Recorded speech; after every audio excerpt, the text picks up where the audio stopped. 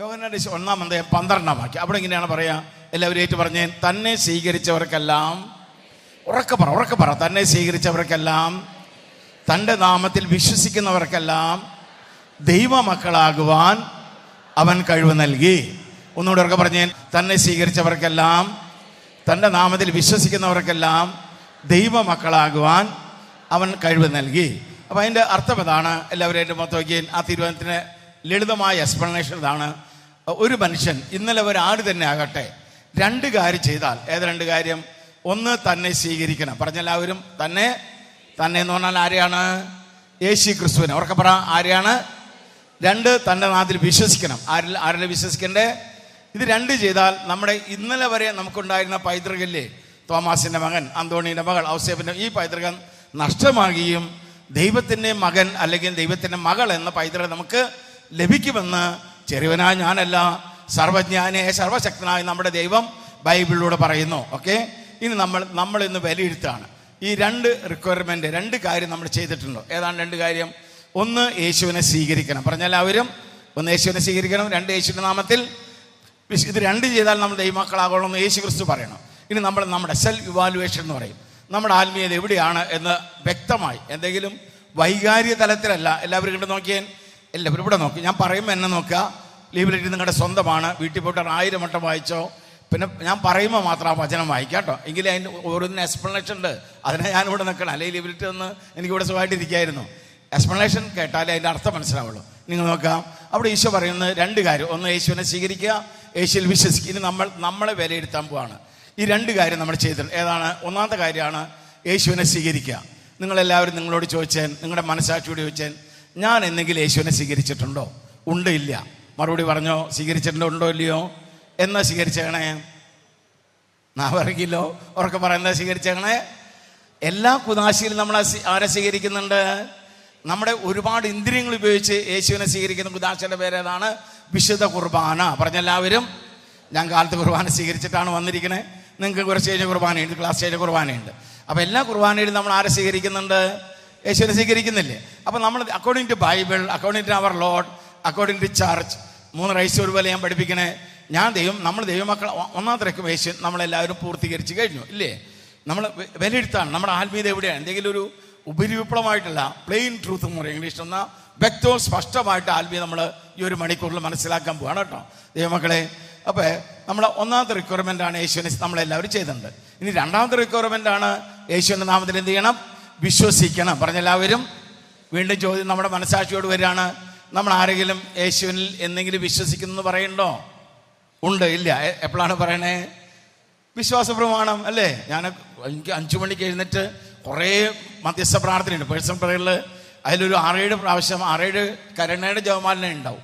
പിന്നെ ഇപ്പോൾ ഇവിടെ വരുന്നത്, അപ്പോൾ നമ്മൾ ഓരോ കരുണയുടെ അല്ലെങ്കിൽ ജപമാലയാട്ടെ, അല്ലെങ്കിൽ സൺഡേയിലെ ഹൈ മാസ്, ഒബ്ലിഗേറ്റഡ് മാസ് എന്ന് പറയും. അതിലൊക്കെ ഒരു പ്രധാന പ്രാർത്ഥനയാണ് എന്ത്? വിശ്വാസ പ്രമാണം. എല്ലാ വിശ്വാസ പ്രമാണത്തിലെയും മേജർ കണ്ടന്റാണ് യേശുവിൽ ഞങ്ങൾ വിശ്വസിക്കുന്നത് അല്ലേ? അപ്പോൾ നമ്മൾ ദൈവമക്കളായി മാറാൻ ആവശ്യമായ 2 റിക്വയർമെൻറ്റ് ഏതാണ്? According to Bible, according to Christ. എല്ലാവരും വായിച്ചേൻ. യോഹന്നാൻ 1:12 ഉറക്കെ വായിച്ച എല്ലാവരും വായിച്ചേൻ. ഇത് 2 നമ്മൾ ചെയ്തിട്ടുണ്ടോ? അപ്പം നമ്മൾ ദൈവത്തിൻ്റെ ആരാണ്? ഉറക്കെ പറ. ദൈവമാണ് കേട്ടോട്ടെ, ഒന്നുകൂടെ ഉറക്കെ പറഞ്ഞേൻ. ഇടതുകരം ഹൃദയത്തിൽ വെച്ച് വലത് കരത്തിൽ ഉറക്കെ യേശുവിനെ നോക്കി പറഞ്ഞ്, ഞാൻ ദൈവത്തിൻ്റെ മകനാകുന്നു, മകളാകുന്നു. ഉറക്കെ പറഞ്ഞേൻ. ഇങ്ങനെയൊന്നും പറഞ്ഞാൽ പോരാ, ഒന്നും കൂടി പറഞ്ഞോ ഉറക്കെ. സാത്താൻ കിടുകിട വിറയ്ക്കുന്ന രൂപത്തിൽ പറഞ്ഞേൻ. പാതാളഗർത്തത്തിൽ വിറയുള്ള തരത്തിൽ പറഞ്ഞേൻ. സ്വർഗത്തിൽ വലിയ റിജോയ്സ് തരത്തിൽ പറഞ്ഞേൻ. സർവശക്തിയോടെന്ന് ഉറക്കെ പറഞ്ഞേൻ. ദൈവമക്കളെ, ഇതാണ് ക്രിസ്ത്യാനിയുടെ 1ാമത്തെ പാഠം. ഈ പാഠം എത്രമാത്രം ആഴത്തിൽ നിങ്ങൾ വിശ്വസിക്കുന്നുവോ അത്രമാത്രം ബൈബിളിലുള്ള എല്ലാ അനുഗ്രഹവും നമുക്ക് അവകാശമായി കിട്ടും. ഇത് കിട്ടാത്തതിൻ്റെ പ്രധാന കാരണം വിശ്വാസരാഹിത്യമാണ്. ഈശോ ഒരുപാട് അത്ഭുതങ്ങൾ, അടയാളങ്ങളും അവിടെ നടത്തിയിട്ടുണ്ട്. അതിലേക്ക് പിന്നിൽ ഏറ്റവും പ്രധാനമായി പ്രവർത്തിച്ചത് ആ അനുഗ്രഹം പ്രാപിക്കാൻ വന്നവരുടെ പ്രാർത്ഥനകളോ ഉപവാസങ്ങളോ നമ്മൾ വിചാരിക്കുന്ന ആത്മീയ കഠിനമായ അനുഷ്ഠാനങ്ങളോ ഒന്നും അല്ലായിരുന്നു, വിശ്വാസമായിരുന്നു. ഈശോയ്ക്ക് പോലും അത്ഭുതം തൻ്റെ ജനത്തിന് വേണ്ടി നന്മ ചെയ്യാൻ, അല്ലെങ്കിൽ നമ്മുടെ ഭാഷ പറഞ്ഞ അത്ഭുതം പ്രവർത്തിക്കാൻ സാധിക്കാതെ പോയ ഒരു സന്ദർഭം ബൈബിളിലുണ്ട്. ഈശോയ്ക്ക് പിന്നെയാണ് ഉറക്കം മരങ്ങളായ ഞങ്ങളുടെ കാര്യം. സർവശക്തനായ പച്ചമരമായ ഈശോയ്ക്ക് പോലും അത്ഭുതം ദൈവത്തിന് മേൽ ഒരുപാട് നന്മ ചെയ്യാൻ പറ്റാതെ ഒരു സന്ദർഭം ബൈബിളിൽ എഴുതി വെച്ചിട്ട് എവിടെയാണെന്നറിയോ? ലീവിലില്ലാത്ത ഞാൻ പറയാം, അപ്പോൾ എഴുതി വരുത്താൽ മതി കേട്ടോ. അതാണ് മത്തായിയുടെ സുവിശേഷം 13:58 വാക്യം. മത്തായി 13:58 അതിൻ്റെ റീസൺ ഈശോ പറയുന്നത് ഇങ്ങനെയാണ്. എല്ലാവരും പറഞ്ഞാൽ അവരുടെ ഉറക്കെ പറ, മാതോർന്ന് ഉറക്കെ പറ, അവരുടെ അവിശ്വാസ നിമിത്തം അവന് അവിടെ വളരെയേറെ അത്ഭുതങ്ങൾ പ്രവർത്തിക്കുവാൻ സാധിക്കാതെ പോയി. അവന് വളരെ അത്ഭുതം പ്രവർത്തിക്കാൻ അവരൊറ്റക്കാലിൽ നിന്ന് പ്രാർത്ഥിക്കാണ്ടല്ല, ഉപവാസന എണ്ണം കുറഞ്ഞുകൊണ്ടല്ല, മലയാറ്റമല്ല ഉരുണ്ട് നമ്മൾ വിചാരിക്കുന്ന ഒരു ആത്മീയാനുഷ്ഠാനത്തിന് കുറവല്ല, വിശ്വാസരാഹിത്യം. ഇനി വിശ്വാസത്തിന് ഒരുപാട് തലങ്ങളുണ്ട്. അതിലേറ്റവും ഉന്നതമായ ഏറ്റവും ഉയർന്ന തലമാണ് ഞാൻ ദൈവമകനാണെന്നുള്ള വിശ്വാസം.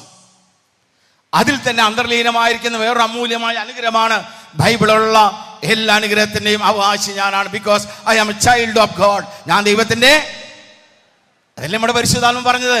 അതെ, അവിടുത്തെ അവകാശത്തിന് അവകാശികളാണ് നാം. ദൈവമക്കളായതുകൊണ്ട് അവിടുത്തെ എല്ലാ അനുഗ്രഹത്തിൻ്റെയും അവകാശികളാണ് നാം. ദൈവത്തിൻ്റെ എല്ലാ ദൈവത്തിന് ഒന്നേ അനുഗ്രഹമാണ്. ഉൽപ്പത്തി 2 ഏതാ വാക്യം? 18 വാക്യം അല്ലേ? ലീവിലില്ലാത്തിടയ്ക്ക് പറയും. ലീവിലില്ല എന്ന് പറഞ്ഞാൽ പിന്നെ അങ്ങോട്ട് നോക്കണ്ട, ഇങ്ങോട്ട് എൻ്റെ മുഖത്ത് നോക്കിയാൽ മതി. അതിനെ പറയണേ ദൈവമക്കളെ. ഉൽപ്പത്തി 2:18 ഇങ്ങനെയാണ്. എല്ലാവരും പറഞ്ഞ മനുഷ്യൻ ഉറക്കെ പറ, മനുഷ്യൻ ഏകനായിരിക്കുന്നത് നല്ലതല്ല എന്ന് കണ്ട് ഞാൻ അവന് ചേർന്നണയെ നൽകും. ഞാൻ അവന്. അപ്പം നമ്മുടെ വീട്ടിൽ നമ്മുടെ മക്കൾക്കോ അല്ലെങ്കിൽ വാങ്ങാൻ കഴിയാത്തവർ ചിലപ്പോൾ കൂട്ടത്തിലുണ്ടാവും. അവിടെ നമ്മുടെ മക്കൾക്ക് ചേർന്നണ നമ്മുടെ അവകാശമാണ്. പറഞ്ഞെല്ലാവരും നമ്മുടെ മക്കൾക്കല്ല, എനിക്ക് ചേർന്നണ എൻ്റെ എന്താണ്? മനസ്സിലായോ? വിവാഹം കഴിക്കാത്ത മക്കളുണ്ടെങ്കിൽ, നമ്മുടെ മക്കളാണെങ്കിൽ, ഞാൻ ഒരു ഗ്രാൻഡ് ഫാദർ ആയതുകൊണ്ടാണ് മക്കൾ എന്ന് പറയണേ, വിവാഹം കഴിയാത്തവർ ആരെങ്കിലും ഉണ്ടെങ്കിൽ നീ ഉറച്ച് വിശ്വസിക്കണം, എൻ്റെ അവകാശമാണ്, എനിക്ക് ചേർന്നണ എൻ്റെ ദൈവം തരും. അത് എത്രമാത്രം ആഴത്തിൽ നീ വിശ്വസിക്കുന്നുവോ ആ വിശ്വസിക്കുന്നിടത്തോളം നിനക്ക് അവകാശം കരസ്ഥമാക്കാൻ പറ്റും. കുഞ്ഞുമക്കളെ പഠിപ്പിക്കാൻ വിടുന്നവരുണ്ട് ഈ കൂട്ടത്തില്. അതെ, നിന്റെ ദൈവത്തിന്റെ ഒരു വാഗ്ദാനമാണ്. യെശയ്യാ 54:13 വാക്യത്തിൽ കർത്താവ് തന്റെ മക്കളെ തന്റെ പുത്രരെ, നമ്മുടെ പുത്രരെ പഠിപ്പിക്കും, അവർ ശ്രേയിച്ചുറ്റവരായി മാറും. ലീവിലില്ല, അത് ലീവിലില്ല.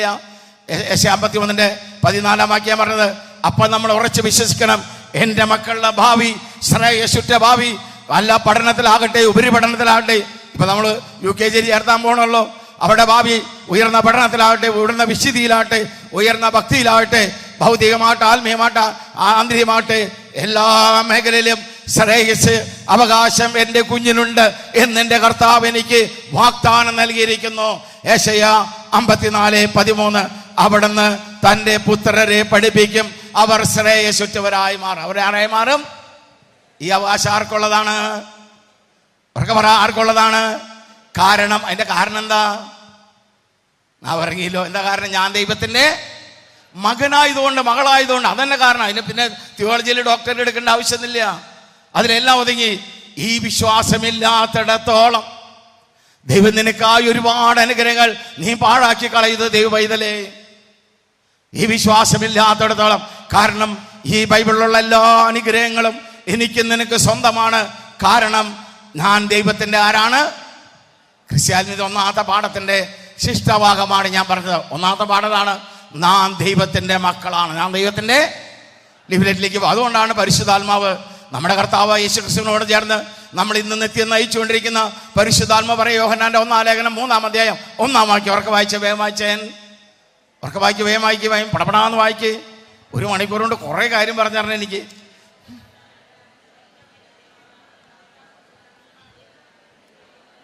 കണ്ടാലും എത്ര വലിയ സ്നേഹമാണ് പിതാവ് നമ്മോട് കാണിച്ച. ദൈവമക്കളിൽ നിന്ന് നാം വിളിക്കപ്പെടുന്നത് നാം അങ്ങനെയാണ് അല്ലേ? നമ്മുടെ ദൈവമക്കളാണ്.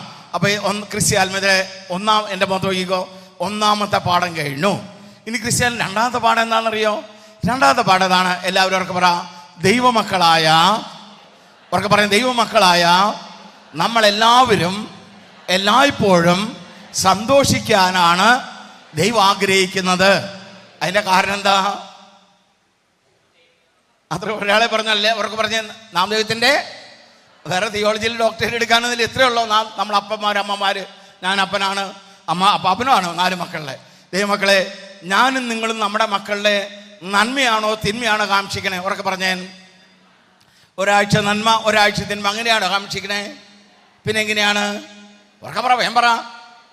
എപ്പോഴും അല്ലേ ഞാനും നിങ്ങളും നമ്മുടെ മക്കളുടെ നന്മ അതല്ല, അതിനേക്കാൾ ഒരു 10,000 കോടി ഇരട്ടി തൻ്റെ മക്കളുടെ നന്മ കാക്ഷിക്കുന്ന നമ്മുടെ പിതാവ്. അതിനൊരു കാരണമുള്ള നാം ദൈവത്തിൻ്റെ. അതിന് ഉത്തമ തെളിവാണ് ബൈബിൾ. ബൈബിൾ മുഴുവൻ അനേകാവർത്തി വായിക്കുവാൻ കർത്താവിൻ്റെ കരുണയിൽ ചെറിയവനെ സാധിച്ചിട്ടുണ്ട്. ബൈബിൾ മുഴുവൻ നിങ്ങൾ വായിച്ചു നോക്കിക്കോ. നമ്മുടെ ബൈബിളിൻ്റെ ഒരു മനോഹാരിത, കുറേ മനോഹാരിതയുണ്ട്. ക്ലാസ് മുന്നോട്ട് പോകുമ്പോൾ സമയം അനുസരിച്ച് ഞാൻ പറഞ്ഞുതരാം. അതിൽ ഒന്നാമത്തെ മനോഹാരിതാണ് എല്ലാവർക്കും ബൈബിളിൽ മുഴുവൻ അനുകൂലമായ വചനങ്ങളാണ്. എങ്ങനത്തെ വചനങ്ങളാണ്? Everything positive word. there is no negative words in Bible. പ്രതികൂലമായതൊന്നും എവിടെയില്ല. നിങ്ങൾ കുറേയൊക്കെ വായിച്ചിട്ടുണ്ട്, എവിടെയെങ്കിലും നിങ്ങൾ കണ്ടിട്ടുണ്ട് ബൈബിളിൽ? നിങ്ങളെല്ലാവരും പട്ടിണി എടുക്കുവിൻ, രോഗികളാകുവിൻ, കടബാധ്യത ഉണ്ടാകട്ടെ, തകർച്ച ഉണ്ടാകട്ടെ, അപകടം ഉണ്ടാകട്ടെ, അനർത്ഥം ഉണ്ടാകട്ടെ, ഇങ്ങനെ വല്ലതും ബൈബിളിൽ നിങ്ങൾ വായിച്ചിട്ടുണ്ടോ? കുറേയൊക്കെ നിങ്ങൾ വായിച്ചിട്ടുണ്ടല്ലോ. പാപത്തിൻ്റെ പരിണതഫലമായി ഇങ്ങനെ അനർത്ഥം ഉണ്ടെന്ന് ബൈബിളുണ്ട്. അതല്ല ഞാൻ പറയണേ. പാപത്തിൻ്റെ ഇങ്ങനെ അനർത്ഥം ഉണ്ടാവുന്ന ഒരു സാധാരണ മനുഷ്യൻ നോക്കി ദൈവം എന്നെ കൈയുയർത്തി നിനക്ക് തകർച്ച ഉണ്ടാവട്ടെ, അപകടം ഉണ്ടാവട്ടെ, അനർത്ഥം ഉണ്ടാവട്ടെ, രോഗം ഉണ്ടാവട്ടെ, ഇങ്ങനെ ബൈബിൾ എവിടെയെങ്കിലും കണ്ടിട്ടുണ്ടോ? പാപത്തിൻ്റെ ആഫ്റ്റർ എഫക്റ്റ് ആയിട്ടുണ്ടെന്ന് അതല്ല ഞാൻ പറയണേ. ഒരു സാധാരണ ബൈബിളെല്ലാം പോസിറ്റീവ്സ് ആണ്.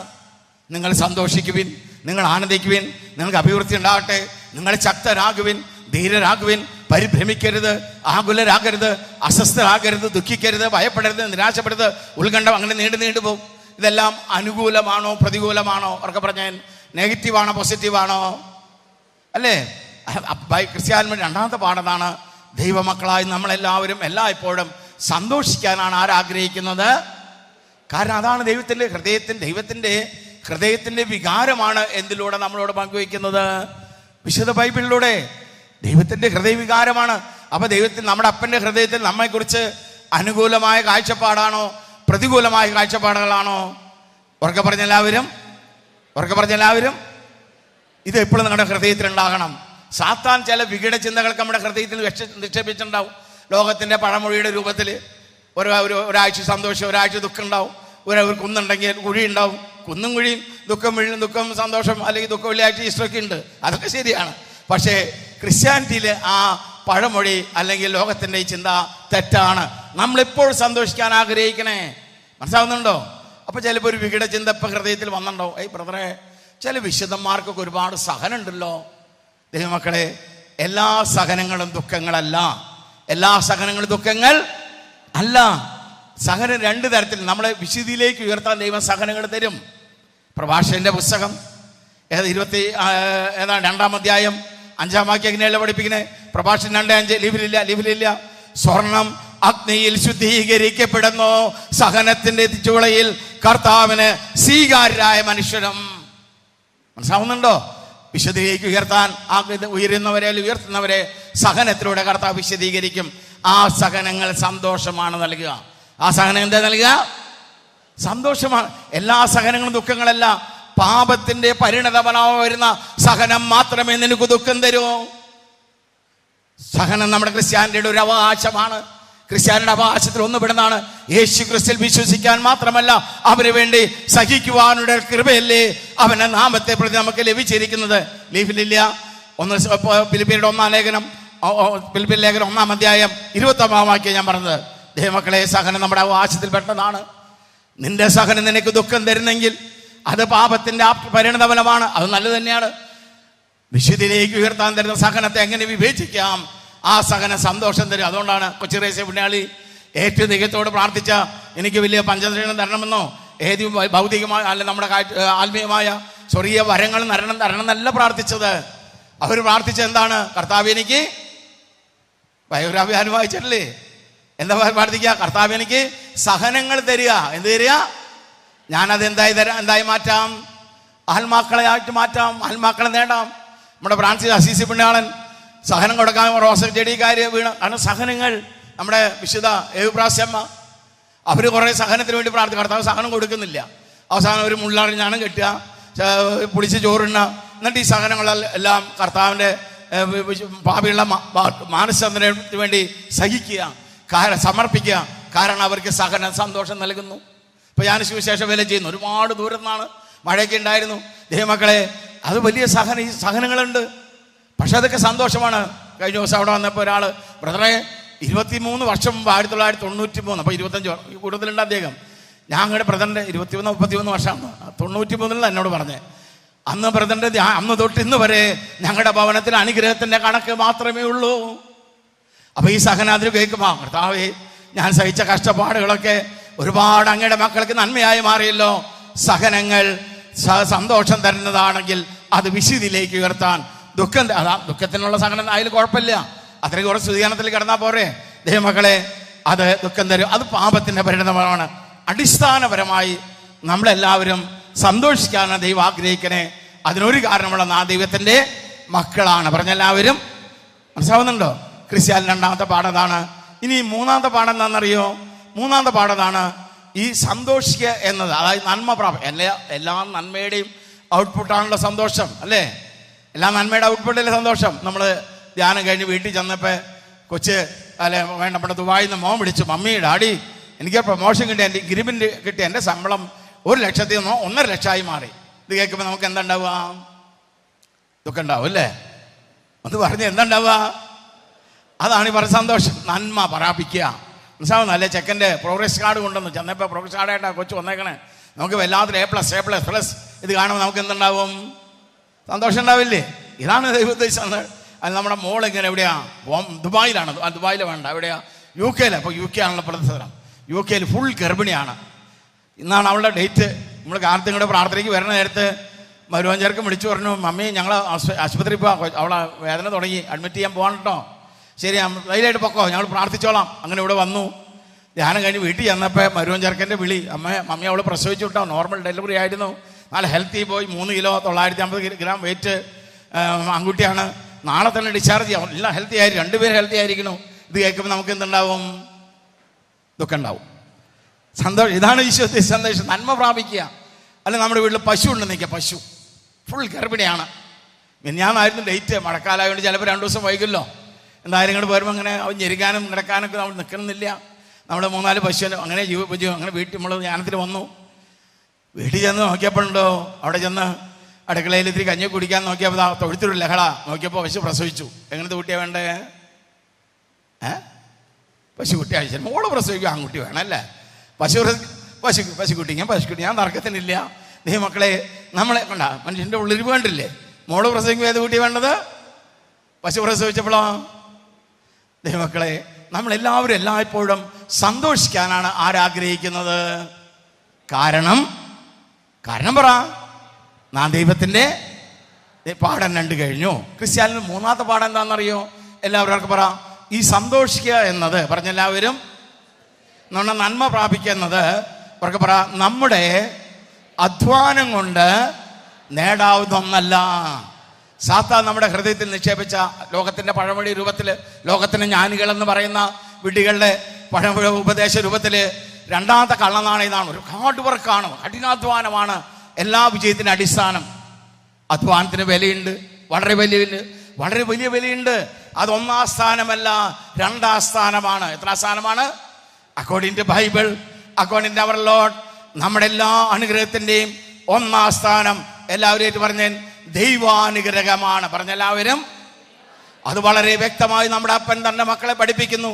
ബൈബിളിലൂടെയല്ലേ നമ്മുടെ അപ്പൻ തൻ്റെ മക്കളായി നമ്മളോട് സംസാരിക്കുക. ഈ ബുള്ളറ്റിൽ എല്ലാവരും വായിച്ചേ. 127 ആ സംഖ്യ 2-ാം വാക്യം ഉറക്കെ വായിക്കും, വേഗം വായിക്കും. 127:2 ഉറക്കെ വായിച്ച എല്ലാവരും. ആരുടെ സ്വരം മാത്രം ഉറക്കെ വായിച്ച് പഠിക്കേ. വരട്ടെ സ്വരം കൊണ്ട് വരട്ടെ. അതിരാവിലെ എഴുന്നേൽക്കുന്നതും ഒന്ന് ഉറക്കെ വായിച്ച എല്ലാവരും. അതിരാവിലെ എഴുന്നേൽക്കുന്നതും വളരെ വൈക്ക് കിടക്കാൻ പോകുന്ന കഠിന പ്രയത്നം ചെയ്ത് ഉപയോഗിക്കുന്നതും.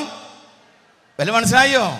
ഞാൻ ഒരു കർഷകനായതുകൊണ്ട് കൃഷി ഓറിയന്റഡായി ഉപമ പറയാട്ടോ. അതിരാവിലെ എന്നാണ്, രാവിലെ 4 മണിക്ക് എഴുന്നേറ്റു, നേരെ പശുവിൻ്റെ മൂട്ടിൽ പോയി പശുവിനെ കറന്നു ഇല്ലേ? അതിന് പശുവിനെ കണ്ടില്ല എന്നാ തോന്നണേ. പിന്നെ അത് കഴിഞ്ഞ് നമ്മൾ എവിടേക്ക് പോയി? റബ്ബറിൻ്റെ മൂട്ടി റബ്ബർ വെട്ടി, പിന്നെ തെങ്ങിൻ്റെ മൂട്ടി പോയി, പിന്നെ വാഴയുടെ മൂട്ടി പോയി. രാത്രി 12 മണി വരെ അധ്വാനിച്ചു. എത്ര പേര് അധ്വാനിച്ചു? ആ പശുക്കുട്ടീനെ മാറ്റി കെട്ടി പശുവിനെ പുല്ലിട്ട് കൊടുത്തപ്പോൾ സമയം എത്രയായി? പശുവിനെ 12 മണിയായില്ലേ? പിറ്റേ ദിവസം എഴുന്നേറ്റ് എപ്പോഴാണ്? 4 മണിക്ക്. പശുവിനെ കറക്കണ്ടേ? അന്നും പണത് 12 മണി വരെ. പിറ്റേ ദിവസം എഴുന്നേറ്റ് എപ്പോഴാണ്? 4 മണി. അന്ന് പണിത് എത്ര വരെ? 12 മണി. ഇങ്ങനെ തുടങ്ങിയിട്ട് എത്ര വർഷമായി? 10 വർഷം, 15, 20, 25, 30 ഒക്കെ ആയില്ലേ? ഈ നായപ്പെടാത്ത പാടൊക്കെ ഇവിടെ ഉദിച്ച വെയിലൊക്കെ നമ്മൾ കൊള്ളുന്നുണ്ട്. ഇന്ന് ഭയങ്കര വെയിലാണ്. എന്നാൽ തെങ്ങിനും വാഴയ്ക്ക് നനയ്ക്കണില്ല. വെയിലാന്ന് പറയുമ്പോൾ നന മാറ്റി വയ്ക്കുമോ? ഇന്ന് ഭയങ്കര മഴ. അന്ന് പശുവിനെ കറക്കണില്ല. മഴയാന്ന് പറഞ്ഞ് പശുവിനെ കറവ് മാറ്റി വയ്ക്കാറുണ്ട് നമ്മൾ. ഇന്ന് ഭയങ്കര മഞ്ഞാണല്ലോ. ഇന്ന് റബ്ബർ വെട്ടണ്ട. മഞ്ഞാന്ന് പറഞ്ഞാൽ റബ്ബർ ഇട്ട് മാറ്റി വയ്ക്കാറുണ്ടോ? അപ്പോൾ ഉദിച്ച വെയിലൊക്കെ കൊള്ളില്ല നമ്മൾ. ഈ പെയ്ത മഴയ്ക്ക് ഒന്നും കുറവില്ല. വീണ മഞ്ഞൊക്കെ വലിച്ചു കയറ്റുണ്ട്. ഇത്രമാത്രം കഠിനാധ്വാനം ചെയ്ത് എന്താ നമ്മുടെ കയ്യിലുള്ളത്? അതും ബൈബിളിലുണ്ട്. ദൈവത്തിനൊന്നും ആസ്ഥാനം കൊടുക്കാതെ എത്രമാത്രം കഠിനാധ്വാനം നീ ചെയ്താലും എന്താണ് നിന്റെ കയ്യിൽ മെച്ചമുണ്ടാകാന്ന് ചെറിയവനായ ഞാനല്ലല്ലോ, വലിയവനായ നമ്മുടെ ദൈവം പറയുന്നത്. ബൈബിളിലൂടെ നമ്മുടെ അപ്പൻ സംസാരിക്കുക. അതാണ് ഹഗായിയുടെ പുസ്തകം 1-ാം അധ്യായത്തിന്റെ 6-ാം വാക്യം വായിച്ചോ. ഹഗായി 1:6 വായിച്ചോ? ഇല്ലേ? ഉറക്കെ വായിച്ചോ. 1-ാമത്തെ പേജിലുണ്ട്. എല്ലാം 1-ാമത്തെ. ഉറക്കെ വായിച്ച എല്ലാവരും ഒരുമിച്ച് വായിച്ചേ. കർത്താവും നമ്മളെ പോലെ എന്നെ പോലെ കർഷകനാണെന്ന് തോന്നണേ. കൃഷിയായി ബന്ധപ്പെട്ട ബൈബിൾ മുഴുവൻ നിങ്ങൾ ഉറക്കെ വായിക്ക്. നിങ്ങളേറെ വിതച്ചു, കുറച്ച് മാത്രം കൊയ്തു. നിങ്ങൾ ഭക്ഷിക്കുന്നു, തൃപ്തി വരുന്നില്ല. വസ്ത്രം ധരിക്കുന്നു, കുളിര് മാറുന്നില്ല.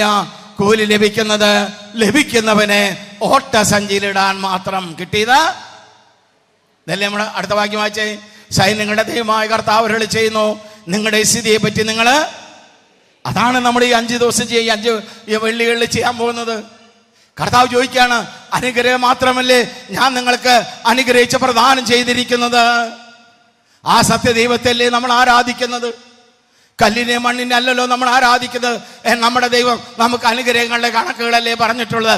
നമ്മൾ അനുഭവിക്കുന്ന തകർച്ചകളും ഞെരുക്കങ്ങളും കടബാധിതം വിവാഹ തടസ്സങ്ങളും പഠിച്ചാൽ തല കയറാത്ത അവസ്ഥകളും പരാജയങ്ങളും എന്തുകൊണ്ട് എന്ന് ചിന്തിക്കണമെന്നാണ് ചെറിയവനായ ഞാനല്ല സർവജ്ഞാനി നമ്മുടെ അപ്പൻ തൻ്റെ മക്കളെ ആഹ്വാനം ചെയ്യുന്നത്. അതല്ലേ വാക്യം. സൈന്യങ്ങൾ വായിച്ച എന്നോട് ചേർന്ന് ഹഗായിയുടെ പുസ്തകം 1-ാം അധ്യായത്തിന്റെ 7-ാം വാക്യം, 6-7 വാക്യം അപ്പോൾ വായിച്ചുകൊണ്ടിരിക്കണേ. അതിൽ 7-ാം വാക്യാണ്, സൈന്യങ്ങളുടെ ദൈവമായ കർത്താവ് അരുളി ചെയ്യുന്നു, നിങ്ങളുടെ സ്ഥിതിയെ പറ്റി നിങ്ങൾ. അതാണ് നമ്മളിപ്പോൾ തീരുമാനമെടുക്കേണ്ടത്. അടുത്ത 5 വെള്ളിയിൽ ഞാൻ എൻ്റെ കർത്താവിൻ്റെ ആലയത്തിലേക്ക് കടന്നു വരും. എനിക്ക് അർഹമായ അവകാശങ്ങളെല്ലാം ഞാൻ എൻ്റെ കർത്താവിൽ നിന്ന് നേടിയെടുക്കും എന്ന തീരുമാനമെടുക്കേണ്ട ദിവസമാണെന്ന് ദൈവമക്കളെ. നമ്മൾ കഴിയുന്നതും ഓൺലൈനിൽ നിന്ന് കാണുന്നവർ കുറേ പേരുണ്ട്. കഴിയുന്നതെങ്കിലും ഇവിടെ ആലയത്തിൽ തന്നെ വരാൻ ശ്രമിക്കണം നിങ്ങൾ. കാരണം വില കൊടുക്കണം നമ്മൾ. ശാരീരികമായ ക്ഷീണങ്ങളോ പ്രായാധിക്യങ്ങളോ അല്ലെങ്കിൽ വളരെ ദൂരത്തിലൊക്കെ ആണെങ്കിൽ കുഴപ്പമില്ല. സാധിക്കുമെങ്കിൽ നിങ്ങൾ കർത്താവിൻ്റെ ആലയത്തിൽ വന്നിട്ട് വേണം ഇതുപോലുള്ള ആത്മീയനിഷ്ഠാനങ്ങൾ പ്രാപിച്ച് പങ്കുകൊണ്ട് അനുഗ്രഹമായി മാറാൻ. ഇപ്പൊ കുറച്ചു നേരത്തെ നമ്മുടെ കർത്താവിന്റെ അഭിഷിക്തൻ തിരുരക്തത്താൽ അന്നാൻ വെള്ളത്താൽ നമ്മളെ പൗർത്തീകരിച്ചില്ലേ? ഭവനത്തിൽ നിന്ന് ഓൺലൈനിൽ കാണുന്ന ആർക്കെങ്കിലും ഈ അഭിഷേകം കിട്ടുമോ ദൈവമക്കളെ? നമുക്ക് തോന്നുന്നു വളരെ നിസ്സാരമായ ഒരു കാര്യമാണ് ഇപ്പൊ ചെയ്തതെന്ന്. വിശുദ്ധ ബൈബിളില് നമ്മുടെ ദൈവം ഇപ്പൊ നമ്മൾ സ്വീകരിച്ച അഭിഷേകമുണ്ടല്ലോ, അന്നാമള്ളം തെളിച്ച തിരക്താഭിഷേകം, അതിന്റെ അനുഗ്രഹം എത്രമാത്രം മഹോന്നതമാണെന്ന് എഴുതി വെച്ചിരിക്കുന്നത്. എസെക്കിയേലിന്റെ പുസ്തകം 36-ാം അധ്യായം 25-26 ലീവിലില്ല അദ്ദേഹം കുറെ വരുന്നുണ്ട് പ്രാവശ്യം.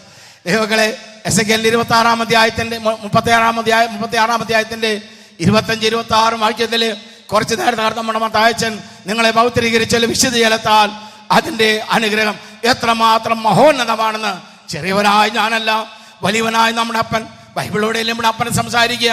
അതാണ് എസെക്കിയേൽ 36-ന്റെ 25-26. ഞാൻ നിങ്ങൾക്ക് വേണ്ടി വായിക്കാം. ഞാൻ നിങ്ങളുടെ മേൽ ശുദ്ധ ജലം തെളിക്കും. അതാണ് ഇപ്പൊ സംഭവിച്ചത്. ഞാൻ നിങ്ങളുടെ എല്ലാ മാനം എടുത്തു മാറ്റും. ഞാൻ നിങ്ങളെ നിർമ്മലരാക്കും. നിങ്ങളുടെ ശരീരത്തിൽ നിന്ന് ശിലാകൃതയും എടുത്തു മാറ്റി. നമ്മുടെ മക്കൾ ഒരുപക്ഷെ നിങ്ങൾ കുറച്ച് മാറ്റം ഉണ്ടായിട്ടുണ്ടാവും. നമ്മുടെ പല ഭവനത്തിലും മക്കള് ശിലാകൃതയമായി മാറി. ദൈവവിശ്വാസമില്ല, ഭക്തിയില്ലായ്മ, ആത്മീയാനുഷ്ഠാനങ്ങളുടെ താല്പര്യമില്ലായ്മ, കുർബാനോട് കുമ്പസാരത്തോട് കുടുംബ പ്രാർത്ഥനയോട് വചനത്തോട് താല്പര്യമില്ലായ്മ, ആരുടെ കൂടെ പോയാലും ദൈവമക്കളെ എനിക്ക് ശരീരസുഖം മതി എന്ന അവസ്ഥയിലേക്ക് മാറിക്കൊണ്ടിരിക്കുന്ന നമ്മുടെ മക്കളെല്ലാം കർത്താവ് പറയാണ്, അവരുടെ ശരീരത്തിന് ശിലാഹൃദയം എടുത്തു മാറ്റി മാംസളമായ ഹൃദയം.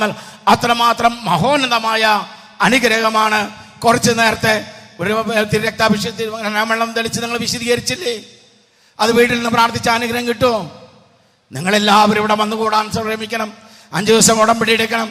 കാരണം നമ്മൾ പലപ്പോഴും 4, 5, 6 പ്രാവശ്യമൊക്കെ ഓരോ ആത്മീയ അനുഷ്ഠാനം ചെയ്യുമ്പോഴാണ് ഒരു യഥാർത്ഥ അനുഗ്രഹത്തിൽ കരസ്ഥമാകുക. ബൈബിളില് അതിന് ഒരുപാട് സംഭവങ്ങൾ. ഒരു സംഭവം ഞാൻ പറഞ്ഞുതരാം.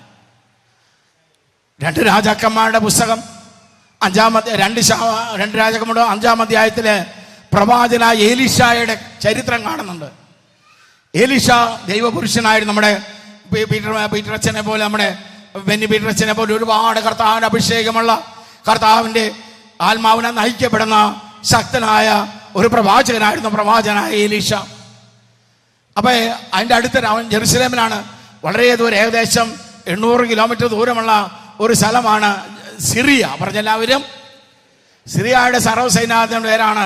അവന് മാരകമായ രോഗം വന്നപ്പോൾ അവൻ്റെ ഒരു വേലക്കാരി ഭക്ഷണം ഉണ്ടാക്കുന്ന പെണ്ണ് പറഞ്ഞു, അവൾ യഹൂദ പെൺകുട്ടിയാണ്, ഇങ്ങനെ ഞങ്ങളുടെ ദേശത്തൊരു പ്രവാചകനുണ്ട്. നമ്മൾ പലരും നമ്മുടെ വെള്ളിയച്ഛൻ്റെ അടുത്ത് പോകുമ്പോൾ ആദ്യ വെള്ളിയാഴ്ചകൾ പോയി പ്രാർത്ഥിക്കും. വെള്ളിയച്ഛൻ്റെ പ്രാർത്ഥനയിലൂടെ ഞങ്ങളുടെ ഭാഗത്ത് ഒരുപാട് അനുഗ്രഹം ഉണ്ടായിട്ടുണ്ട്. നിങ്ങൾ അനുഗ്രഹം നമ്മൾ പറയണ്ടേ? അല്ലെ, പറയുന്നില്ലേ? ഇങ്ങോട്ട് പറയാൻ നമ്മൾ കടപ്പെട്ടിരിക്കുന്നു. എന്തായാലും ആ പെൺകുട്ടി അവളുടെ ദൗത്യം ചെയ്തു. എന്തായാലും ആ സൈന്യാധിപൻ്റെ പേര് നാമാൻ എന്നാണ്. ഉടനെ നാമാൻ പരിഹാരങ്ങൾ വലിയ, കാരണം അവരുടെ ജാതിയിൽ ഇതുപോലെ ഏതെങ്കിലും അനുഗ്രഹം കിട്ടണമെങ്കിൽ വലിയ കാഴ്ച കൊടുക്കണം. എന്തായാലും ഇവിടെ കടന്നു വന്നു. പ്രവാചകനായ എലീശ പറഞ്ഞു, ഒരു കാര്യം ചെയ്യേ, 7 വട്ടം നീ എന്ത് ചെയ്യണം? ജോർദാനിൽ കുളിച്ചാൽ നമ്മുടെ കർത്താവ് നിന്റെ മേൽ കരുണ വർഷിക്കും, നിന്റെ അസുഖം മാറ്റും. എന്തിനാ അതൊക്കെ എഴുതി വെച്ചിരിക്കണേ? 1 വട്ടം കുളിച്ചാൽ സുഖപ്രാപിക്കില്ലേ? കാരണം ചില കാര്യങ്ങൾ അങ്ങനെയാണ്. അതുകൊണ്ടാണ് നമ്മളിവിടെ 5 വട്ടം വരണമെന്ന് കർത്താവിൻ്റെ ആത്മാവിൽ നിറഞ്ഞുകൊണ്ട് ബഹുമാനപ്പെട്ട വിന്യച്ചൻ നിങ്ങളോട് ആഹ്വാനം ചെയ്യുന്നതിൻ്റെ കാരണം, ചുരുക്കി നിങ്ങൾ മാത്രമല്ല, അനുഗ്രഹം പ്രാപിക്കാൻ ആഗ്രഹമുള്ള നമ്മുടെ മക്കളെ നിർബന്ധിച്ച് കൊണ്ടുവരണം, നമ്മുടെ അയൽപ്പക്കാർ കൊണ്ടുവരണം. ഓൺലൈനിലിരുന്ന് സുഖിക്കാമെന്ന് വിചാരിക്കരുത്. വില കൊടുത്ത് കർത്താവിൻ്റെ അനുഗ്രഹം നമ്മൾ നേടാവൂ. അത് പലപ്പോഴും 5, 6, 7 വട്ടം വരേണ്ടി വരും. അങ്ങനെയാണ് നാമാൻ സൗഖ്യപ്പെട്ടത്. എന്തിന് ഈ സംഭവം ബൈബിളിൽ എഴുതി വെച്ചു? ഇത് 4000 വർഷങ്ങൾക്കുമുണ്ടായ സംഭവമാണ്. ആ കാലഘട്ടത്തിൽ ജനത്തോട് പറഞ്ഞ് ദൈവത്തിലെ ചാപ്റ്റർ അടയ്ക്കാമായിരുന്നു. എന്തിനത് ബൈബിളിൽ എഴുതി വെച്ചു? അതിന് ദൈവം തരുന്ന മറുപടിയാണ് ലീവിലില്ല. 1 കൊറിന്ത്യസ് 10-ാം അധ്യായം 11-ാം വാക്യം. എന്തുകൊണ്ടാണ് ആ ജനത്തോട് പറഞ്ഞ് ചാപ്റ്റർ അടയ്ക്കാമായിരുന്നില്ലേ? എന്തിനത് ബൈബിളിൽ എഴുതി വെച്ചു? ചെറിയവനായ എൻ്റെ മറുപടിയല്ല, സർവ്വജ്ഞയുടെ അപ്പൻ്റെ മറുപടിയാണ്. അപ്പൻ്റെ മറുപടി ബൈബിളിലൂടെയാണ്. 1 കൊറിന്ത്യസ് ഏതാണ് 10-11 വായിച്ച എല്ലാവരും എനിക്ക് വേണ്ടി എല്ലാവരും എന്നോട് ചേർന്ന് വായിച്ചേൻ. ഇതെല്ലാം അവർക്കൊരു താക്കീതായിട്ടാണ് സംഭവിച്ചത്. അത് അന്നത്തെ കാലഘട്ടത്തിൽ ജനത്തിന്, ഈ എലീശായ്ക്ക് കുറേ ശിഷ്യന്മാർ, കുറേ ജനങ്ങളുണ്ട്. അതുപോലെ നാമാനും കുറേ ശിഷ്യന്മാരും കുറേ പടയാളികളുണ്ട്. അവർക്കൊക്കെ താക്കീതായിട്ടാണ് സംഭവിച്ചത്. പക്ഷെ അവരോട് പറഞ്ഞ ചാപ്റ്റർ അടയ്ക്കാമായിരുന്നു. എന്തിന് ബൈബിൾ എഴുതി വെച്ചു? അതിന് ദൈവം പറയുന്ന മറുപടിയാണ്. എല്ലാവരും പറഞ്ഞ നമുക്ക് ഒരു പാഠമാകേണ്ടതിന് അവയെല്ലാം എഴുതപ്പെട്ടിരിക്കുന്നു. എന്തിനാണ് ബൈബിൾ എഴുതി വെച്ചത്? നമുക്ക് ഇപ്പൊ നമ്മൾ പലപ്പോഴും 5 വട്ടം ആണ് കർത്താവിൻ്റെ അഭിഷേകത്തിലൂടെ കർത്താവ് പറയുന്നെങ്കിൽ 5 വെള്ളിയാഴ്ച നമ്മൾ വന്നിരിക്കണം. അവിടെ നാമാനോട് എലീശായിലെ കർത്താവിൻ്റെ ആത്മാ പറഞ്ഞത് 7 വട്ടം വരാനാണെങ്കിൽ, ഈശോ തന്നെ ഒരു കുഷ്ഠരോഗി അന്ധൻ കാഴ്ച പറഞ്ഞു. കർത്താവ് ചേറ് പുരട്ടി ശീലോ അയക്കപ്പെട്ടവരെന്നാണ് അതിൻ്റെ അർത്ഥം. അവിടെ പോയി കഴുകാൻ പറഞ്ഞു. കഴുകി തിരിച്ചു വന്നപ്പോൾ പറഞ്ഞു, കർത്താവേ, മരങ്ങളെ പോലെയാണല്ലോ കാണണേ. വീണ്ടും പുരട്ടി വീണ്ടും വിട്ടു. അപ്പോഴാണ് പലതൊക്കെ 2 വട്ടം 7 വട്ടം 5 വട്ടം കാണുന്നുണ്ട് ബൈബിളിൽ. ഇങ്ങനെ കുറേ സംഭവമുണ്ട്. നമ്മുടെ പ്രധാന ക്ലാസ് ഇതല്ലല്ലോ. ദൈവമക്കളെ, ഇതെല്ലാം ബൈബിൾ എഴുതി വെച്ചിരിക്കുന്നതിന് ദൈവം തരുന്ന മറുപടിയാണ്.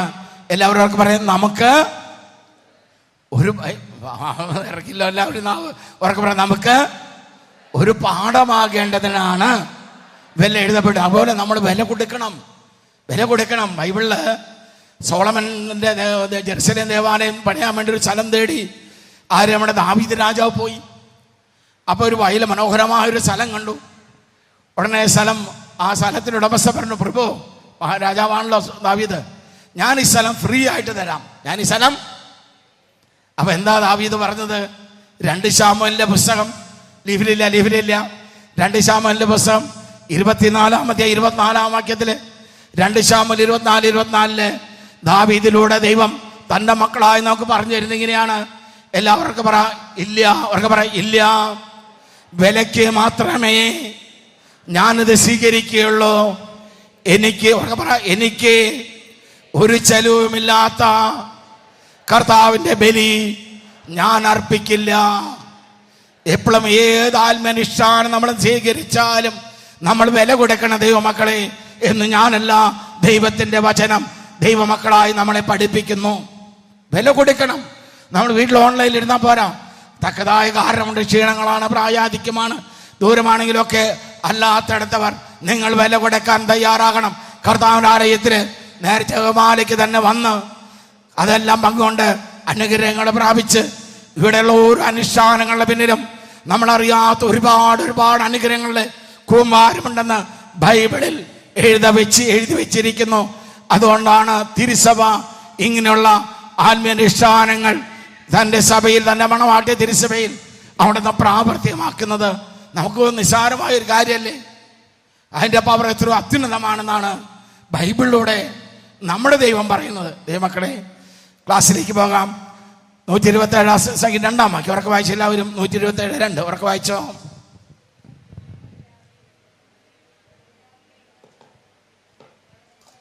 തൻ്റെ പ്രിയപ്പെട്ടവർ ഉറങ്ങുമ്പോൾ കർത്താവ് അവർക്ക്, അപ്പോൾ ആർക്കാണ് വേണ്ടത് കിട്ടുക? എല്ലാവർക്കും കിട്ടുമോ? ഉറങ്ങുന്നവർക്കാണോ? ഉറങ്ങാന്ന് വിചാരിക്കണ്ട. ഉറങ്ങുന്നവർക്കല്ല കിട്ടുക. പിന്നെ ആർക്കാണ്? തൻ്റെ, ഒന്നുകൂടി വായിച്ച് മനസ്സിലാക്കി വായിക്കുക. ഇതിൽ കൂടുതൽ എങ്ങനെയാണ് നിങ്ങളെ സഹായിക്കുക? സ്വന്തം ഉള്ളിൽ ബ്ലാക്ക് ആൻഡ് വൈറ്റ് ആയിട്ട് നിങ്ങളുടെ കയ്യിൽ പ്രിന്റ് ചെയ്ത് തന്നില്ലേ? ഒന്നുകൂടി മനസ്സിലാക്കി. നിങ്ങൾക്ക് വേണ്ടി നിങ്ങൾ ആത്മാർത്ഥ കാണിച്ച് അതിരാവിലെ എഴുന്നേൽക്കുന്നതും വളരെ വൈകി കിടക്കാൻ പോകുന്നതും കഠിന പ്രയത്നം ചെയ്ത് ഉപജയിക്കുന്നതും വ്യർത്ഥമാണ്. തൻ്റെ പ്രിയപ്പെട്ടവർ ഉറങ്ങുമ്പോൾ കർത്താവ് അവർക്ക്, അപ്പോൾ ആർക്കാണ് വേണ്ടത് കിട്ടുക?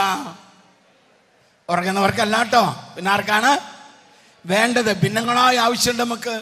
ഭൗതികമായ ആവശ്യം, ആത്മീയം, കുടുംബപരം, വിവാഹം, കുട്ടിയുടെ പഠനം, നല്ല അഡ്മിഷൻ, ജോലി, വിശുദ്ധി, ഭക്തി, തടക്കദോഷം, വിടുതൽ, വേണ്ടാന്ന് വിചാരിച്ച പല ബലഹീന നമ്മൾ വേട്ടയാടുന്നു. ഇങ്ങനെ ആത്മീയം, ഭൗതിക, സാമ്പത്തിക, ശാരീരികം, കടബാധ്യത മോചനം, വീടിൻ്റെ വിൽപ്പന, വീടിൻ്റെ പണി, ഭിന്നങ്ങളായ കുഞ്ഞുങ്ങൾ ഉണ്ടാവണം. നമ്മുടെ എല്ലാ കാര്യം നടത്തി തരാൻ ദൈവത്തിന് പറ്റുമോ?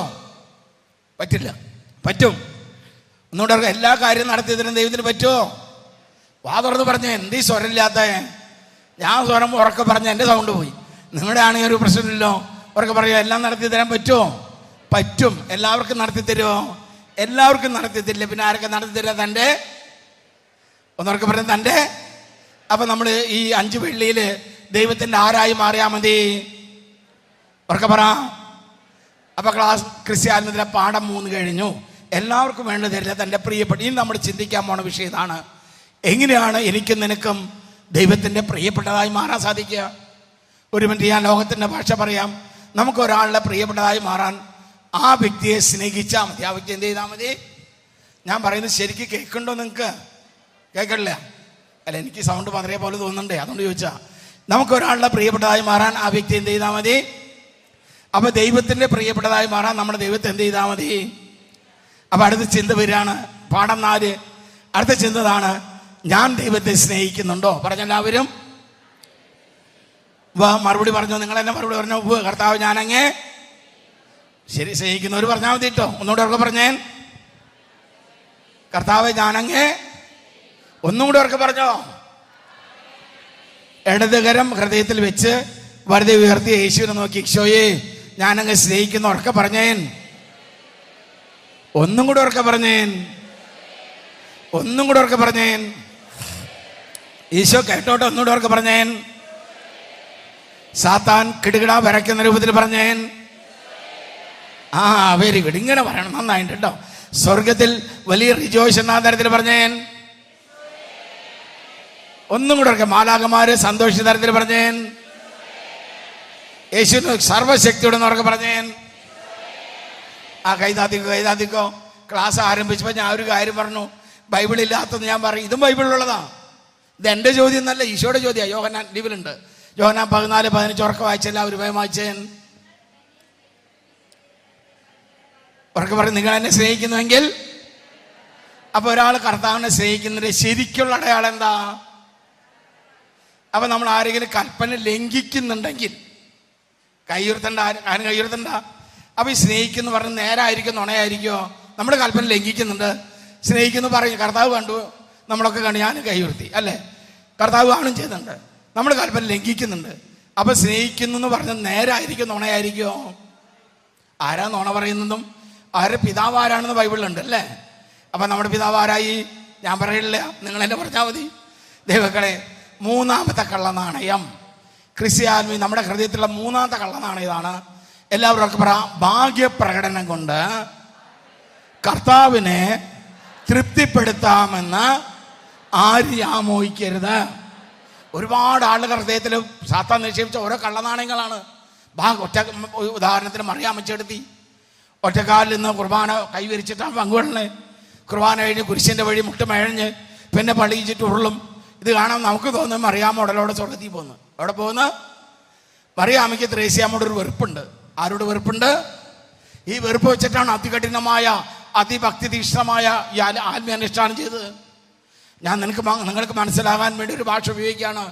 ഇത്രയും കഠിനമായ ഭക്തി നിർഭരമായ ഈ ആത്മീയാനുഷ്ഠാനമുണ്ടല്ലോ, 1 ഗ്രാം പോലും സ്വർഗത്തിൽ വിലയില്ല. മനസ്സിലായോ? കാരണം എന്താണെന്നറിയോ? കാരണം ബൈബിൾ എഴുതി വെച്ചിട്ടുണ്ട്. ഒരു മനുഷ്യനെ കാണുന്നതും കർത്താവ് ഒരു മനുഷ്യനെ കാണും വലിയൊരു ഒരു വ്യത്യാസമുണ്ടോ? 1 ശമൂവേലിന്റെ പുസ്തകം 16-ാം അധ്യായം 7-ാം വാക്യത്തിൽ നമ്മുടെ കർത്താവ് അത് വ്യക്തമായി പറഞ്ഞു തരുന്നുണ്ട്. തൻ്റെ മക്കളായി നമുക്ക് 1 ശമൂവേൽ 16:7 ഇങ്ങനെ പറയുന്നു. എല്ലാവർക്കും പറയാം, മനുഷ്യൻ കാണുന്നതല്ല. അവർക്ക് പറഞ്ഞാൽ മനുഷ്യൻ ഉണ്ടല്ലോ, ലീവിലുണ്ടല്ലോ, അവർക്ക് വായിച്ചൻ, മനുഷ്യൻ കാണുന്നതല്ല.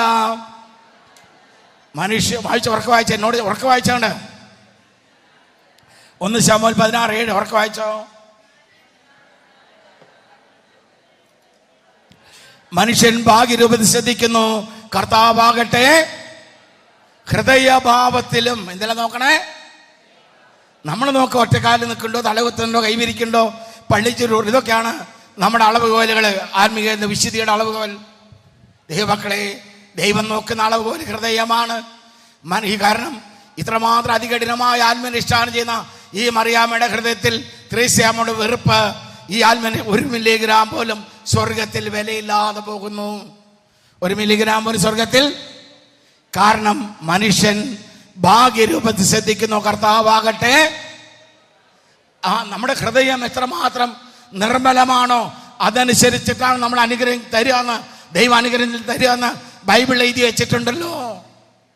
യെരമ്യായുടെ പുസ്തകം വായിക്കെല്ലാവരും ലീവിലുണ്ട്. യെരമ്യായുടെ പുസ്തകം 17-ാം അധ്യായം 9-ഉം 10-ഉം വാക്യം വായിക്ക്. യെരമ്യാ 17:9-10 ഇങ്ങനെ പഠിപ്പിക്കുന്നു. ഹൃദയം മറ്റൊന്നിനേക്കാളും കാപട്യമുള്ളതാണല്ലോ.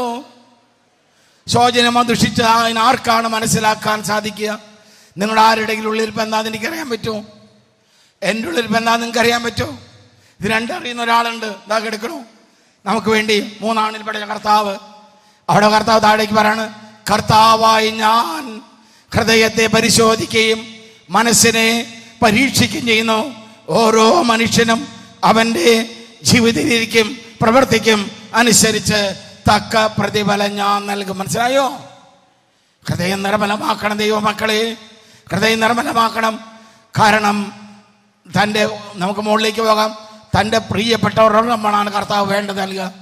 പ്രിയപ്പെട്ടതായി മാറുമെങ്കിൽ കർത്താവിനെ സ്നേഹിക്കണം.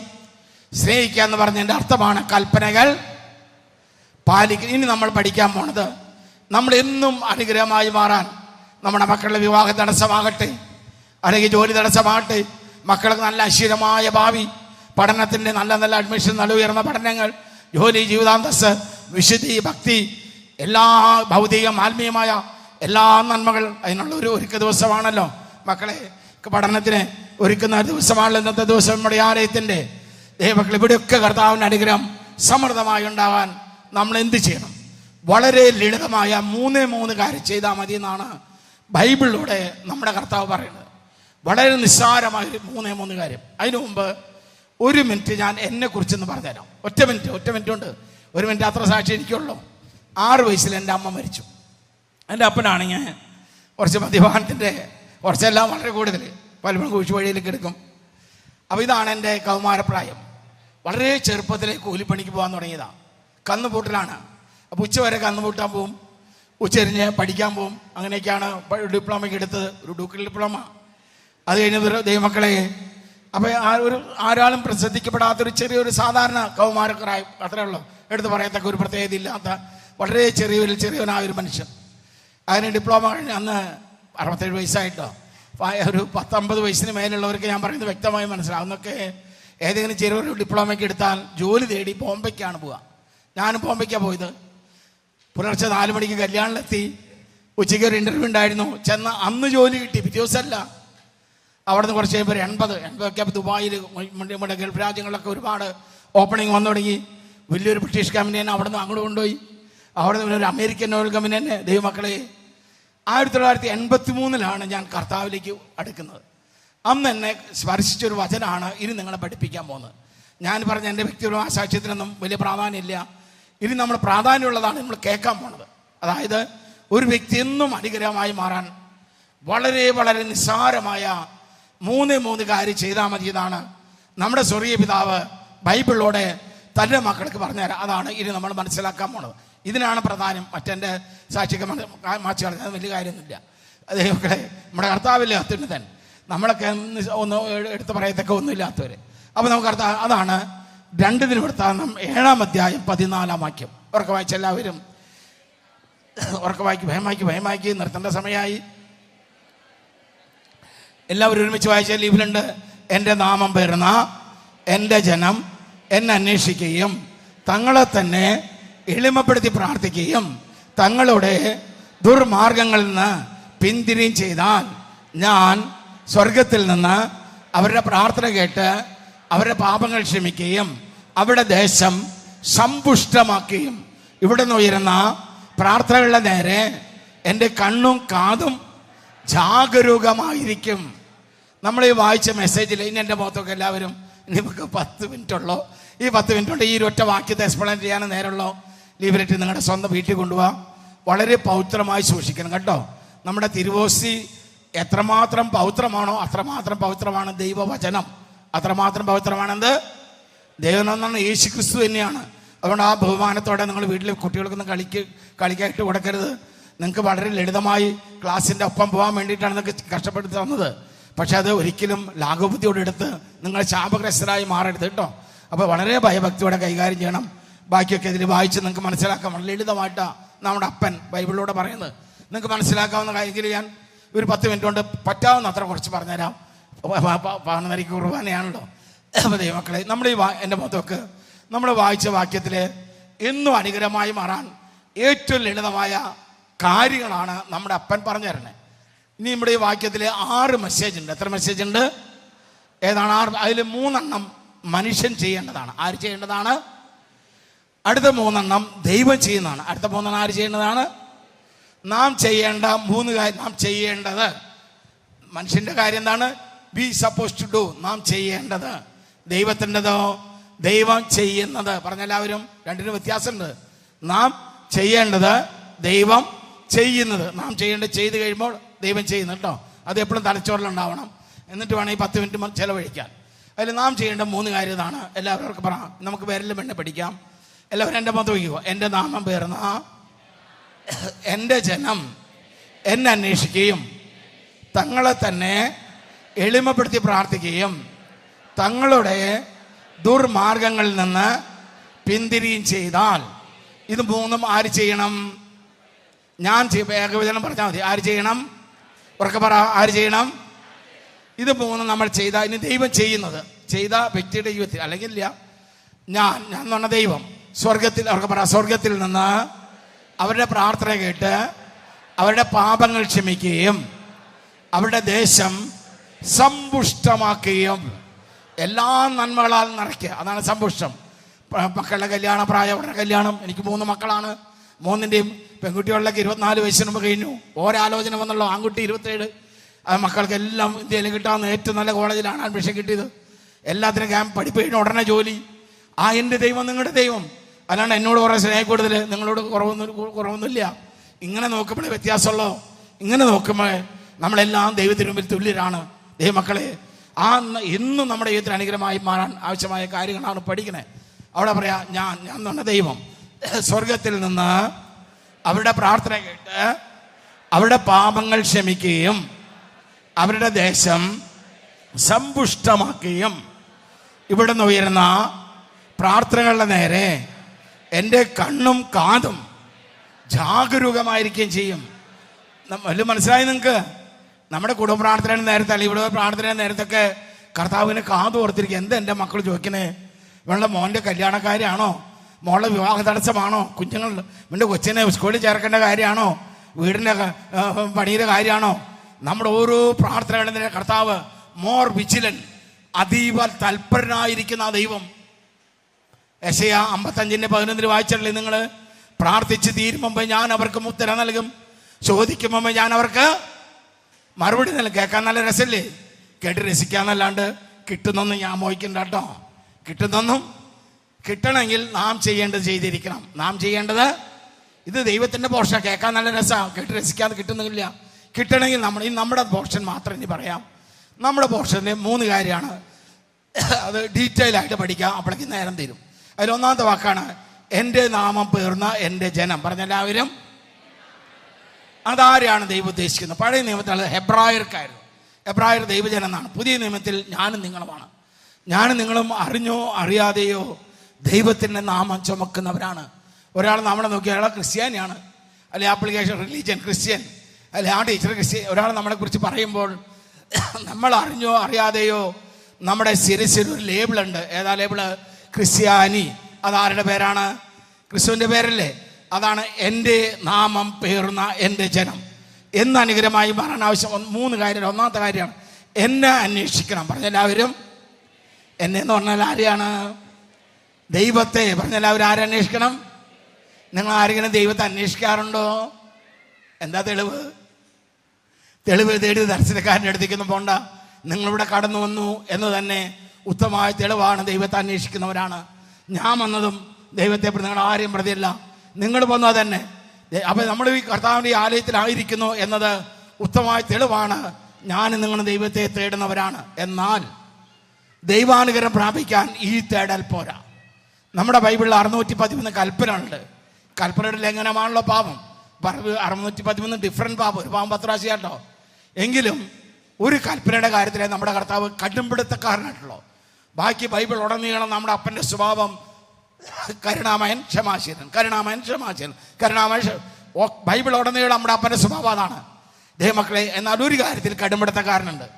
ആ കൽപ്പനയുടെ പേരാണ് 1-ാം പ്രമാണം. പറഞ്ഞെല്ലാവരും 1-ാം പ്രമാണം എന്ന് പറയുമോ നിങ്ങൾ? ഞാനല്ലാതെ മറ്റേ ദൈവം. അതിൻ്റെ ഏറ്റവും ചെറിയ ഭാഷ പറഞ്ഞത്രയാണ്. എല്ലാവരും അവർക്ക് പറ. ജീവിതത്തിൽ 1-ാം സ്ഥാനം ദൈവത്തിന് കൊടുക്കണം. അതിന് ഭിന്നമായതെല്ലാം 1-ാം പ്രമാണ ലംഘനമാണ്. അത് ദൈവം നിർബന്ധമുണ്ട്. ബാക്കി പുറപ്പാട് 20-ാം അധ്യായത്തിലാണ് 1-ാം പ്രമാണത്തെ കുറിച്ച് വലുതാക്കി എലാബറേറ്റ് ചെയ്ത് കാണുന്ന രംഗം. അതിൻ്റെ കണ്ടന്റ് ഇതിലാണ്. അവസാനം പറയാം, ഞാൻ നിങ്ങളുടെ ദൈവമായ കർത്താവ് അസഹിഷ്ണുവാനായ ദൈവമാണ്. എന്നെ വെറുക്കുന്ന പിതാക്കന്മാരുടെ കുറ്റങ്ങൾക്ക് അവരുടെ മക്കളെ 3-ഉം 4-ഉം തലമുറ വരെ ഞാൻ ശിക്ഷിക്കും. ശിക്ഷിക്കാതെ വെറുതെ ഞാൻ. അത്രമാത്രം ഗൗരവത്തിലാണ്. ഇത്രയും ഗൗരവം ഉണ്ടെങ്കിലും അതിൻ്റെ കണ്ടന്റ് ഇത്രയുള്ളൂ. 1-ാം സ്ഥാനം ദൈവത്തിന് കൊടുക്കണം. പറഞ്ഞെല്ലാവരും. അപ്പം എൻ്റെ നാമം വരുന്ന എൻ്റെ ദൈവം എന്നെ അന്വേഷിക്കാന്ന് പറഞ്ഞാൽ എന്താ അതിൻ്റെ അർത്ഥത? എല്ലാവരും അവർക്ക് പറ. ഇന്ന് മുതൽ എന്ത് ചെയ്യുമ്പോഴും ആദ്യം ദൈവത്തോടാണ് ചോദിക്കുക. എപ്പോഴാണ് ചോദിക്കേണ്ടത്? എപ്പോഴാണ്? ആദ്യം. പറഞ്ഞെല്ലാവരും. അപ്പോഴല്ലേ 1-ാം സ്ഥാനമുള്ളൂ. ഇപ്പോൾ നമ്മുടെ മോൾക്ക് ഒരു ചെറുക്കൻ വന്നു, കല്യാണം അവിടെ വന്നു. നമുക്ക് ചെറുക്കനെ ഇഷ്ടമായി, വീട്ടുകാരെ ഇഷ്ടമായി, പെരുമാറ്റം ഇഷ്ടമായി. പെണ്ണ് കാണിച്ചടങ്ങ് കഴിഞ്ഞ് അവരങ്ങോട്ട് പോയി. കുറച്ച് 2 മിനിറ്റ് കഴിയുമ്പോൾ ആ ബ്രോക്കർ ഓടി വന്നു. തോമസേട്ടാ, അവരുടെ ഭാഗമൊക്കെ അവർക്ക് പെൺകുട്ടിയെ ഇഷ്ടം, എല്ലാം ഇഷ്ടമായി. ഉടനെ നമ്മൾ മുട്ടുകുത്തി കൈവിരിച്ച് പ്രാർത്ഥിച്ച് നോക്കൂ. കർത്താവേ, ഞങ്ങളുടെ മോള് ജെസ്സിക്ക് നീ കണ്ടുവച്ച് ചെറുക്കനാണെന്ന് എന്താ നമ്മൾ ചെയ്യുക? ഞാൻ പറഞ്ഞ ഒരു ഉദാഹരണത്തിന്, എരുമപ്പെട്ടി എന്നാണ് ചെറുക്കൻ്റെ കൂട്ടി വന്നത്. എവിടെ നിന്ന് വന്നത്? അങ്ങനെ ഒരു സ്ഥലം ഇവിടെ ഇല്ലേ? ഉണ്ട്. നമ്മൾ ആദ്യം ചിന്തിക്കുക, എരുമപ്പെട്ടിയിൽ നമ്മുടെ ബന്ധുക്കളും എല്ലാവരും ഉണ്ടോ? പിടി കിട്ടി. നമ്മുടെ ചിറ്റപ്പൻ്റെ പേരപ്പൻ്റെ മോഹനിലെ അനീത്തിനെ, ഇളയ കുട്ടീനെ കിട്ടിച്ച. ഉടനെ ഫോൺ നമ്പർ തപ്പി വിളിച്ചു. അവൻ്റെ പേര് ജോസഫ് എന്ന്. അവനാണ് ഭയങ്കര ആത്മാർത്ഥത.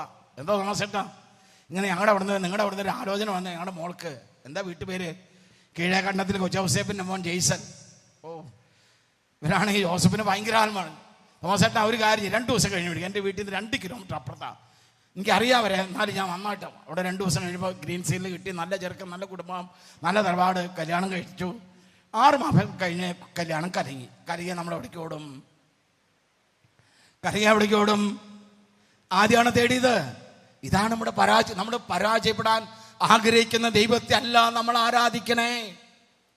അടുത്ത പേജിൽ രണ്ടാമത്തെ പേര് നോക്കിയാൽ ലേവിയുടെ പുസ്തകം ഇത് വളരെ വ്യക്തമായിട്ട് 26-ാം അധ്യായം 13-ാം വാക്യത്തിൽ നമ്മുടെ അപ്പന്റെ ഹൃദയത്തിൽ നമ്മെക്കുറിച്ചുള്ള വികാരം എഴുതി വെച്ചിരിക്കുന്നതാണ്. നിങ്ങൾ ഈജിപ്തുകാരുടെ അടിമാടായി തുടരാതിരിപ്പാൻ അവരുടെ ദേശത്ത് നിങ്ങളെ കൊണ്ടുവന്ന ദൈവമായ കർത്താവാണ് ഞാൻ. നിങ്ങൾ നിവർന്ന് നടക്കേണ്ടതിന് നിങ്ങളുടെ കഴുത്തിലെ മുഖങ്ങൾ ഞാൻ ഒടിച്ചിരിക്കുന്നു. നമ്മളാരും തകരുവാൻ ആഗ്രഹിക്കുന്ന ഒരു ദൈവത്തെ അല്ല നമ്മൾ ആരാധിക്കുന്നത്. നമ്മളെ നിവർന്ന് വയസ്സായിട്ടുള്ള കുരിച്ചിലല്ല ഉദ്ദേശിക്കുന്നത് കേട്ടോ. ഒരു നെഗറ്റീവിനാലും കടബാധ്യത, വിവാഹ തടസ്സം, ഒരു നെഗറ്റീവിനാലും തൻ്റെ മക്കൾ കുനിഞ്ഞു നടക്കാൻ ആഗ്രഹിക്കാത്ത അപ്പൻ്റെ മക്കളാണ് ഞാനും നിങ്ങളും. അപ്പൻ നമ്മുടെ കൂടെ ഉണ്ടാകാൻ മൂന്ന് കാര്യം. അതിലൊന്നാമത്തെ കാര്യം നമ്മളിപ്പോൾ പഠിച്ചത്, എൻ്റെ നാമം പേർന്ന് എൻ്റെ ജനം എന്നെ അന്വേഷിക്കണം. എപ്പോഴും അന്വേഷിക്കണം? ആദ്യം ഉറക്കെ പറഞ്ഞാൽ ആദ്യം അന്വേഷിക്കണം. ഒന്നുകൂടെ ഉറക്കെ പറഞ്ഞാൽ ഇന്ന് മുതൽ പറഞ്ഞാൽ അവർ ഇന്ന് മുതൽ എന്ത് ചെയ്യുമ്പോഴും ആദ്യം ദൈവത്തോട് ചോദിക്കുക. ഒരു സ്ഥലം വാങ്ങിച്ചു, നമുക്ക് നല്ല സ്ഥലം, റോഡ് വഴിയൊക്കെ വിലയൊക്കെ അങ്ങനെ രജിസ്ട്രേഷൻ തുടങ്ങി. പിന്നെ പോക്കുവര് നീതി അടയ്ക്കണല്ലോ. പോക്കുവരനോട് ചെല്ലുമ്പോഴാണ് അയ്യോ ഇതിന് രണ്ടാ വാശികളുണ്ട്. നമ്മൾ പോയി കാല് വന്ന പോലെ ഓടന്നെ വർഷം 3 ഇന്ന് വരെ പോക്കുവരെ നടത്താൻ പറ്റില്ല. എപ്പോഴാണ് അന്വേഷിച്ചേ? അപ്പോൾ നമ്മൾ എവിടേക്ക് ഓടുന്ന ധ്യാന കേന്ദ്രത്തിൽ അല്ലേ? ആദ്യമാണ് തേടിയത്. ആദ്യം തേടണം. മക്കളെ എന്ത് ചെയ്യുമ്പോൾ ആദ്യം നീ പരാജയപ്പെടാൻ നിന്റെ ദൈവം അനുവദിക്കില്ല. നീ നിവർന്ന് നടക്കാൻ ആഗ്രഹിക്കുന്ന അപ്പൻ്റെ മകനാണ് മകളാണ് നീ എന്ന് ബൈബിൾ പഠിപ്പിക്കുന്നുവല്ലോ. അപ്പൻ നമ്മുടെ കൂടെ ഉണ്ടാകാൻ 3 കാര്യം. അതിലൊന്നാമത്തെ കാര്യം നമ്മൾ പഠിക്കണേ, എൻ്റെ നാമം പേർന്ന് എൻ്റെ ജനം എന്നെ അന്വേഷിക്കുക. എപ്പോഴാണ് അന്വേഷിക്കേണ്ടത്? രണ്ടാമത്തെ കാര്യമാണ് എളിമപ്പെടുത്തി പ്രാർത്ഥിക്കുക. പറഞ്ഞാൽ അവരും എത്രമാത്രം താന്നോ അത്രമാത്രം അനുഗ്രഹിക്കും. അതാണ് കാരണന്മാർ പറയണ ഒരു പഴമൊഴിയുണ്ട്, നിങ്ങൾക്കറിയാം. താണ നിലത്തെ ആരും പഴമൊഴി കേട്ടല്ലോ. താണ നിലത്തെ അറിയുന്നവരൊക്കെ ഉണ്ട്. നമ്മൾ എത്രമാത്രം ദൈവം എളിമപ്പെട്ടോ അത്രമാത്രം. എന്തുകൊണ്ടാണ് മറിയം ദൈവമാതാവായി മാറിയത്? മറിയത്തിന്റെ ഭക്തിയോ പ്രാർത്ഥനയോ വിശുദ്ധിയോ ഒന്നല്ല. ലൂക്കോസ് 1:48 അവിടുന്ന് തൻ്റെ ദാസിയുടെ താഴ്മയെ കടാക്ഷിച്ചു. എന്ത് കടാക്ഷിച്ചു? മനസ്സിലായോ? എന്തുകൊണ്ട്? മോശയ്ക്ക് ദൈവത്തെ മുഖാമുഖം കാണാൻ സാധിച്ചു. മോശയുടെ പ്രത്യേകത നമ്മൾ ആരെക്കാളും കുറവുള്ളവനായിരുന്നു. കുമ്പസാരം, അന്നത്തെ കുമ്പസാരം വളരെ ഗൗരവമേറിയതാണ്. എങ്കിലും ദൈവമായി നിരപ്പ് പ്രാപിച്ചിട്ടുണ്ട്. എന്തുകൊണ്ട് മോശയ്ക്ക് ഇത്രമാത്രം ദൈവത്തിന്റെ ഹൃദയത്തിൽ സ്ഥാനമുണ്ടായി? സംഖ്യാപുസ്തകം 12 ലിപിലുണ്ട്.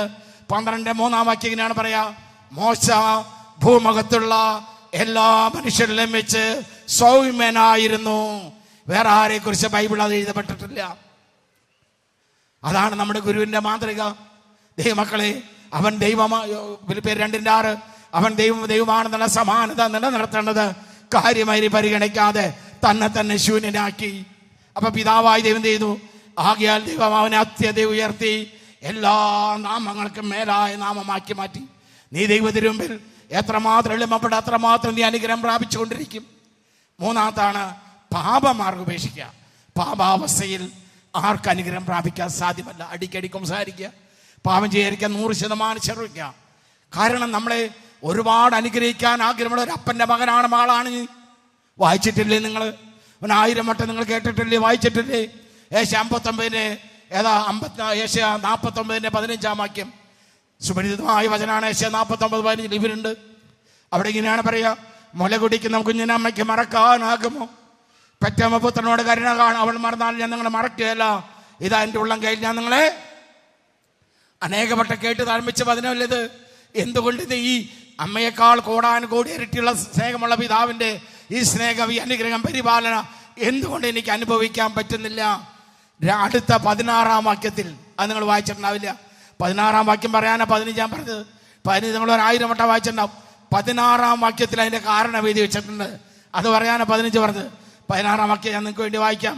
എല്ലാവർക്കും കർത്താവ് അരുളി ചെയ്യുന്നു, നിന്റെ മതിലുകൾ എപ്പോഴും എൻ്റെ കൺമുമ്പിലുണ്ടല്ലോ. നിന്റെ മതിലുകൾ എപ്പോഴും ഏത് മതിലാ? ദൈവമക്കളെ, ഹോളോറബിക്സിന്റെ മതിലാണോ? സ്നേഹമതിലാണോ? ഉപമയാണ്. ഏത് മതിലാ?